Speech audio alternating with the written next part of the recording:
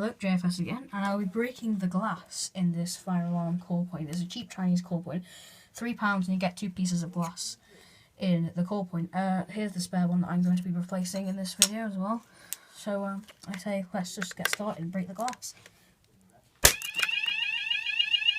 Glass is broke. Fire alarm's going off. Just turn it off to silence it. That core point doesn't have glass in it.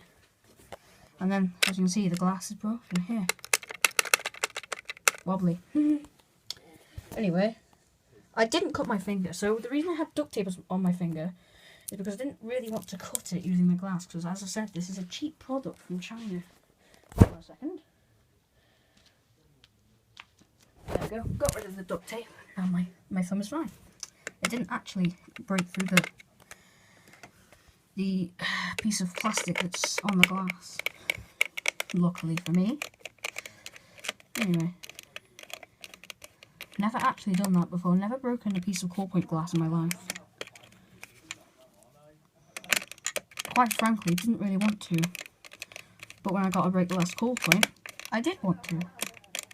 And then when I learned that it was completely safe and normal thing to do so, I did it. Here's the piece of broken glass, as you can see. Very broken. Pretty sharp. If I were to bend it back maybe, then put it back in the core point, that might even work again. But I don't plan to. Oh, that was so cool though. Anyway, yes. This is how you put the new piece of glass in. Twist this piece down. That's just where the test key goes. My test key is broken. Much like that glass.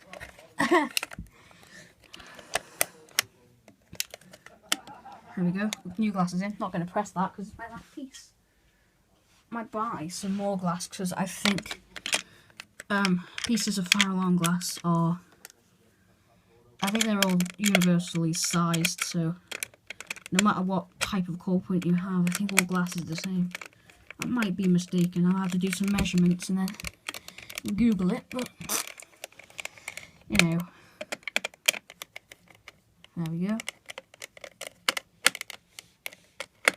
If it wants to, I'll do. Don't want to over tighten it. And yeah, that was the video of me breaking the glass in my core point. Goodbye.